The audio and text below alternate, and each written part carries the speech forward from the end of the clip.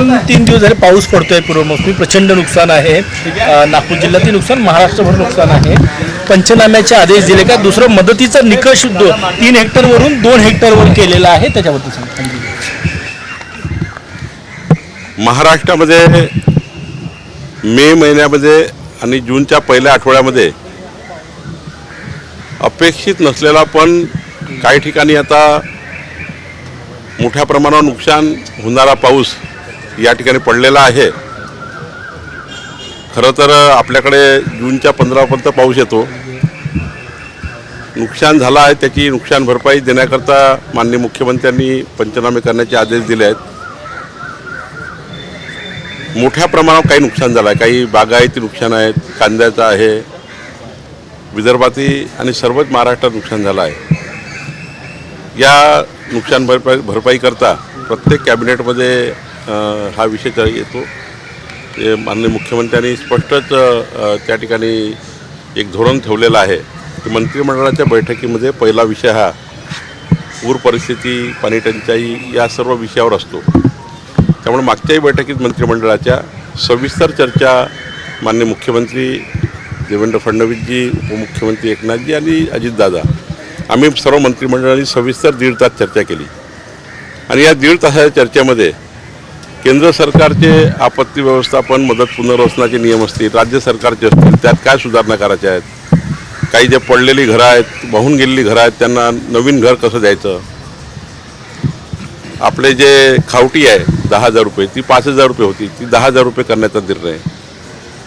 सोबतच टपरी आणि काही जे वाहून गेलं असतं, व्यावसायिक छोटे छोटे जे शॉप असतात ते वाहून गेले असतात, ते सुद्धा मोठ्या प्रमाणावर त्यांना 10,000 रुपये नुकसान भरपाई देणं, शेतकऱ्यांना जास्तीत जास्त मदत मिळणं, असे अनेक निर्णय मंत्रिमंडळाने घेतले आहे. मदत पुनर्वसन खात्याने घेतले आहे, आपत्ती व्यवस्थापन खात्याने घेतले आहे.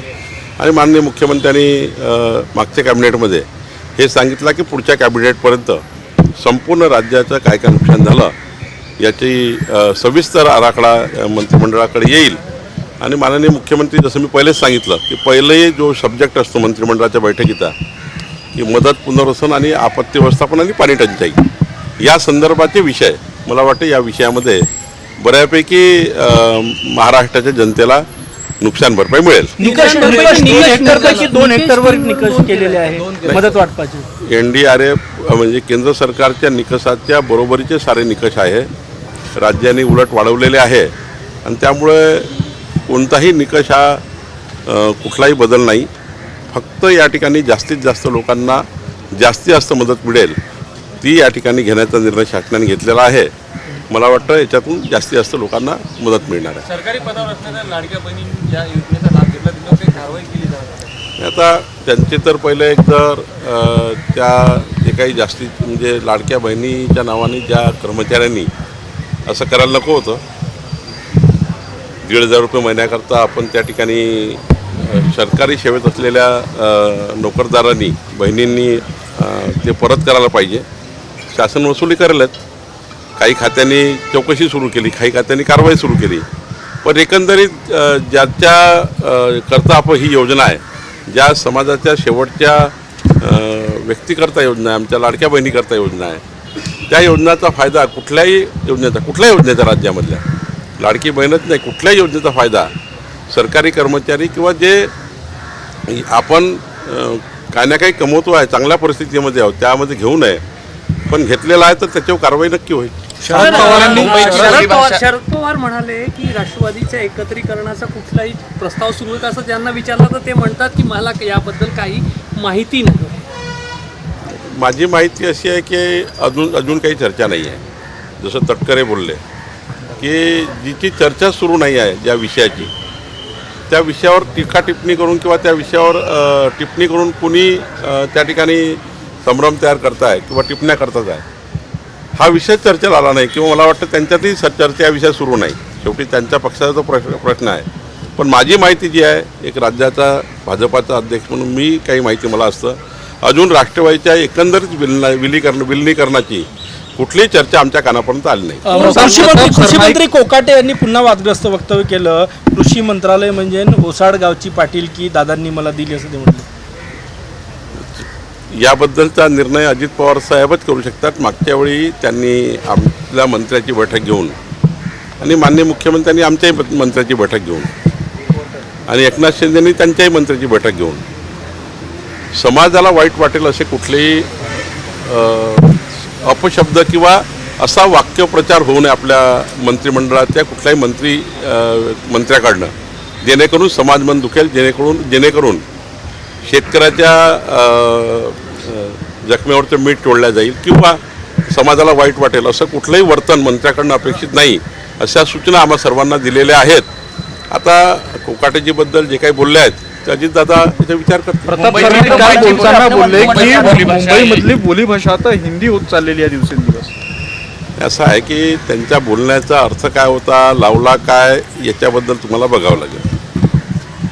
त्या ठिकाणी मीरा भाईंदर किंवा तो जो भाग आहे मुंबई उपनगराचा, त्या ठिकाणी हिंदी भाषिक लोक राहतात आणि मराठी ही सर्वांकरता, आमची माय मराठी ही सर्वांकरता आमची बोलीभाषा, आमची सकाळी झोपून उठल्यापासून झोपतपर्यंतची भाषा मराठी आहे. प्रताप सरनाईकही मराठी दिवसभर बोलतात, त्यांचाही पूर्णपिंड मराठी आहे. आता त्या ठिकाणी जो वर्ग बसलेला आहे त्या वर्गासमोर ते हिंदी वर्ग बसला असल्यामुळे ते हिंदीत बोलले असतील. मला असं वाटतं की हिंदी ही खऱ्या अर्थाने ज्या ठिकाणी हिंदी वर्ग बसला असतो त्या ठिकाणी हिंदी बोलतात.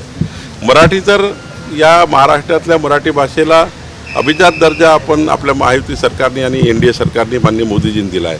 त्यामुळं या वक्तत्वाचं मराठीच्या विरुद्ध आम्ही आहोत किंवा मराठीच्या विरुद्ध प्रताप सरनाईक आहे असं मानण्याचं काही कारण नाही आहे. राजू कारमोरे म्हटले की विदर्भातल्या स्थानिक स्वराज्य संस्थांच्या निवडणुका आम्ही स्वबळावर लढू, दादा गट. नाही, त्यांनी काय म्हटलं, त्याच्या पक्षाने काय निर्णय घेतला तो घेऊ द्या किंवा त्यांनी घ्यायचा तो निर्णय त्यांचा अधिकार आहे. पण भारतीय जनता पार्टी म्हणून, पक्षाचा अध्यक्ष म्हणून माननीय मुख्यमंत्री आणि आम्ही सर्वांनी ठरवलं आहे की निवडणुका ह्या महायुतीमध्येच लढायच्या. महायुतीमध्येच आम्ही त्या ठिकाणी स्थानिक स्वराज्य संस्थेला पुढं जायचं आणि हेही सांगितलं परवाच आम्ही की एकाच ठिकाणी नाही जुळलं त्या ठिकाणी फार शत्रुत्वाच्या भावनेने लढायचं नाही आहे. ही मैत्रीपूर्ण लढत झाली पाहिजे. शेवटी निवडणुकीनंतर आम्हाला एकाच पक्षात एकाच सरकारमध्ये काम करायचं आहे, एक पालकमंत्री तेच राहणार आहे. त्यामुळे इतकं वितुष्ट येऊ नये युतीमध्ये, इतकं वितुष्ट येऊ नये की ज्यामध्ये आमचं या ठिकाणी एकामेकाकडे बघणंच बंद होईल, असं काही वितुष्ट येणार नाही. काही ठिकाणी समजा नाही झाला युतीचा प्रयत्न तर आम्ही मैत्रीपूर्ण लढू आणि नंतर बघू काय करा. पुन्हा टीका करण्यात आली आहे. मुख्यमंत्र्यांकडून एक प्रस्ताव मंजूर करून मंत्रिमंडळाचं नाव जे आहे ते बदलून देवेंद्र मध्यवर्ती कारागृह पुनर्वसन केंद्र असं करावं अशी टीका करण्यात आली. असं आहे, तुम्ही सामनाला किती का व्हॅल्यू देता मला माहिती नाही आणि कुणाला व्हॅल्यू देत फिरता. आज राज्यासमोर महत्त्वाचे प्रश्न आहे. तो काय बोलला, सामनानं काय लिहिलं, याच्यापेक्षा राज्यातल्या शेतकऱ्यांना काय दिलं पाहिजे. आज तुम्ही महत्त्वाची प्रेसवार्ता केली, शेतकऱ्यांपासून सुरुवात केली, हे महत्त्वाचं आहे. राज्य विकासाकडे नेण्याकरता राज्याच्या सरकारने काय केलं पाहिजे यावर जनतेचं मत काय, जनतेचे प्रश्न काय यावर आपण बोललं पाहिजे. सकाळी उठून सामना, सकाळी उठून ते कोण हे न करता माझी प्रेस मीडियाला विनंती आहे की यातनं दिवसभर मीडियाचा वेळ वाया न घालवता या महाराष्ट्राच्या 14 कोटी जनतेच्या विकासावर आपण सर्व वेळ देऊया आणि महाराष्ट्राला विकसित महाराष्ट्र करण्याचा जो संकल्प फडणवीसांनी घेतलेला आहे, देवेंद्रजींनी घेतलेला आहे, त्या संकल्पाला पुढे नेण्याचा आमचा प्रयत्न आहे. त्यामुळे आम्हाला हा वेळच नाही आहे सामना काय बोलला आणि ते कोण काय बोलले. तुम्ही काल पांधन रस्त्याची पाहणी केली, महत्त्वाचा विषय आहे शेतकऱ्यांसाठी आणि महाराष्ट्रभरातील पांधन रस्त्याबाबत निर्देशही दिले. काय निर्देश होते ते? महाराष्ट्रातल्या शेतकऱ्यांना शेतात जाण्याकरता पांधन रस्ते मजबूत करावे याकरता महाराष्ट्राचं सरकार, आमचं देवेंद्र फडणवीस सरकार, मागच्या वेळी एकनाथ शिंदेचं सरकार आणि अजितदादा वगैरे आमचं सर्वांचं आणि आमच्या मंत्रिमंडळाचं आणि महाराष्ट्राच्या सर्व आमदारांचं, स्थानिक लोकप्रतिनिधीचं हे म्हणणं आहे किंवा मागणी आणि शेतकऱ्याची मागणी आहे मुळात की आमच्या शेतातला रस्ता जर माती मुरुमाचा जरी करून दिला तरी आम्हाला 2 पिकं शेतात घेता येईल. आमचे राज्यमंत्री आशिष जयस्वालजींनी यांनी याच्यावर खूप मोठं काम केलं. एक नवीन शासन निर्णय त्यांनी आमच्यासमोर आणला. पांधन रस्ते बांधकामाकरता आशिष जयस्वालजींनी नागपूर पॅटर्न तयार केला. तो नागपूर पॅटर्न राज्यात राबवण्याची योजना तयार झाली. माननीय अजित पवारजींनी आपल्या बजेटच्या स्पीचमध्ये सुद्धा नागपूरच्या रामटेकच्या या पांधन रस्ते योजनेचा राज्याला लागू करण्याबद्दलचं सुतोवा केलं. मला असं वाटतं, मी काल ज्या पांधन रस्त्यावर गेलो होतो खानगावच्या, त्या पांधन रस्त्याला जर बघितलं तर 12 फुटाचा सुंदर माती मुरुमाचा पांधन रस्ता शेतकऱ्याकरता झाला. 10 लाख रुपये पर किलोमीटरमध्ये बांधकाम झालं आणि इतकं चांगलं बांधकाम झालं की शेतकऱ्यांना 2 पिकं घेण्याकरता आता रस्ता मोकळा झाला. तहसीलदार कलेक्टरनी रस्ते मोकळे केले आणि पांधन रस्त्याचं बांधकाम आम्ही सुरू केलं. महाराष्ट्रामध्ये नागपूर पॅटर्न आम्ही राबवणार आहोत आणि महाराष्ट्राच्या सर्व शेतकऱ्यांना मी आश्वस्त करतो, देवेंद्र फडणवीस सरकार, आमचं सरकार महाराष्ट्राच्या संपूर्ण पांधन रस्त्याच्या कामाकडे लक्ष देणार आहे. सुप्रीम कोर्टाने आदेश दिलाय 14,000 कोटीचे 2 कॉन्ट्रॅक्ट जे आहे ते रद्द करण्यात आलेले आहे. एकनाथ शिंदे यांच्याकडे डिपार्टमेंट आहे. 2 महत्त्वाचे प्रोजेक्ट घोडबंदर ठाणे रोड आणि 14,000 कोटींचे प्रोजेक्ट हे सुप्रीम कोर्टानं एका कंपनीला दिले होते, ते रद्द केलेले आहे. L&Tला यामध्ये रिलीफ दिलेला आहे. सुप्रीम कोर्टाने काय निकाल दिला हा मला वाचावं लागेल. आत्ता कॅमेरासमोर मला काही सांगता येत नाही. वाचून मला बोलावं लागेल कुठल्या विषयावर, कुठल्या निकषावर टेंडर रद्द केले, काय त्या ठिकाणी पॅरामीटर पाळले गेले नाही, आमच्या अधिकाऱ्यांनी काय बघायला पाहिजे होतं, काय बघितलं नाही वगैरे, हे सुप्रीम कोर्टाच्या निकालात वाचूनच बोलावं लागेल. सर, हिंदी में बताइए, देवेंद्र फडणवीस ने अपने मंत्रिमंडल का नाम कारागृह रखना चाहिए, ऐसे सामना में टीका की गई है. भाई सामना पड़ता कौन है, कौन उनको पूछ रहा है? देखिए, मीडिया का उपयोग जो है, चाहे इलेक्ट्रॉनिक मीडिया है चाहे प्रिंट मीडिया, अब महाराष्ट्र की जनता नहीं चाहती है ये टीका टिप्पणी को. ये सामना लिखता है, उसके ऊपर आप कहते हैं और उसको दिन भर चलाते हैं. मत चलाइए, मेरी विनती आपको है. मैं सारे मीडिया के संपादकों को विनती करूंगा कि महाराष्ट्र के और भी प्रश्न है. सामना रोज पॉलिटिकल बात लिखता है और उसके ऊपर आप चला देते हो. सामना को काम ही हो रहा है, उनको घर बिठा दिया लोगों ने. महाराष्ट्र जनता ने सामना के संपादक को और उनके मालक को घर बिठा दिया है. उनको कुछ काम नहीं बचा है. इसलिए वो जो लिखते हैं उस पर ज़्यादा बच जाइए. महाराष्ट्र की समाज के ऊपर जो आपने प्रतिष्ठा रखी है मीडिया की, आज तक महाराष्ट्र की मीडिया ने अपनी प्रतिष्ठा बनाकर रखी है. ये सामना के झूठे न्यूज़ पर, उनके कमेंट पर आप चलाएंगे तो महाराष्ट्र की जनता भी आपसे चाहती है कि महाराष्ट्र के विकास पे बात हो, महाराष्ट्र के 14 करोड़ जनता को विकास को आगे लेके जाए. इसके लिए जनता को न्याय देने का काम हमारी सरकार, देवेंद्र फडणवीस सरकार कर रही है. हम विकास की ओर काम करना चाहते हैं, महाराष्ट्र को आगे लेके जाना चाहते हैं. सामना की रोज की टीका टिप्पणी को हम थोड़ी उत्तर देंगे. देश विदेशातील प्रत्येक घडामोडींचे लाईव्ह अपडेट मिळवण्यासाठी आता साम टीव्हीच्या सर्व सोशल मीडिया प्लॅटफॉर्मला लाईक, फॉलो आणि सबस्क्राईब करा. तसंच सर्व नोटिफिकेशनसाठी बेल आयकॉन प्रेस करायला विसरू नका.